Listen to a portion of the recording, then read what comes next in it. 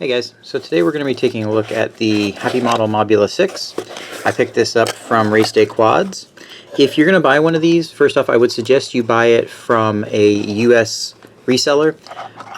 One, just because it's a good thing to do. Two, because if you buy it from Banggood, from what I saw, you don't get batteries with it. And of course, you know, it's nice to have these batteries because they're worth a few bucks a piece. So they're not shipping them with the batteries, I think, because of shipping costs.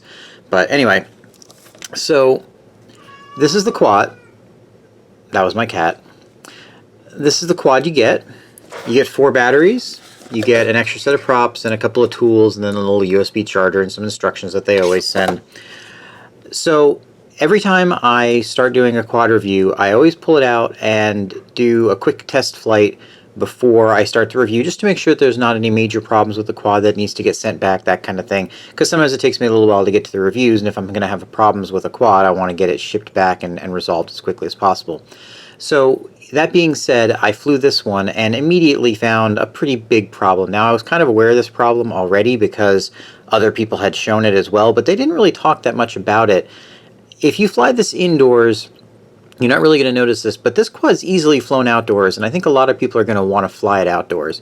Here's the problem. This canopy is garbage. It is very flimsy, and the way that it holds the camera, I mean, the canopy itself isn't that bad, but the way it holds the camera, it allows a lot of movement in the camera, see that?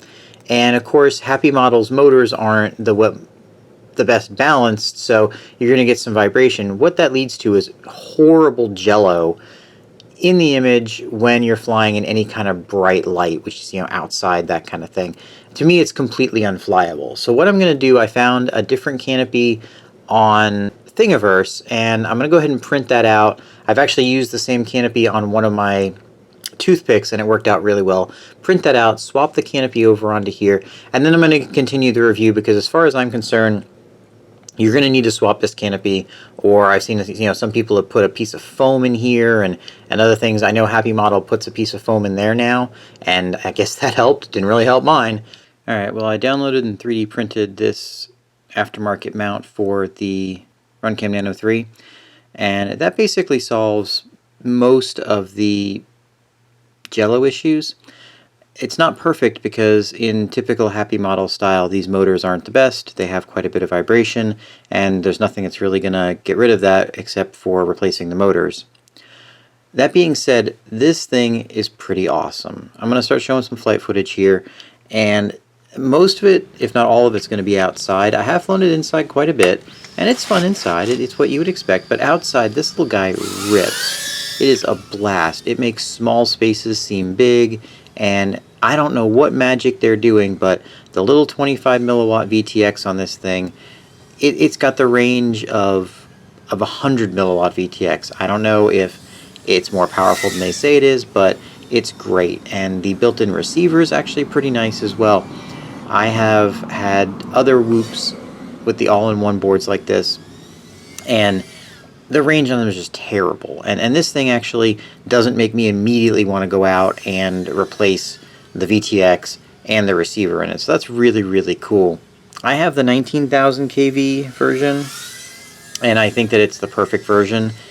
You could go to the higher kV, I guess, if you really wanted to, if you needed all-out performance. But for me, for what this thing is, I don't think you need any more performance. If you are needing more performance, you need to be using a different quad. You need to be using a larger quad.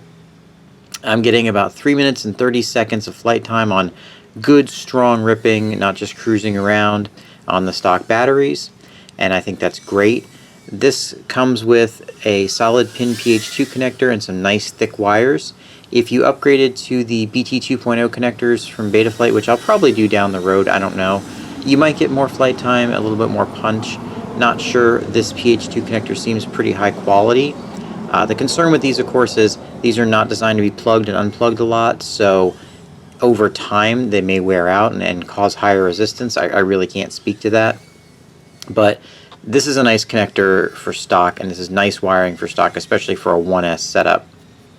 Everything else on it's great. The PID tuning that comes default is nice. It's not absolutely perfect, but it works great for me. I haven't touched it.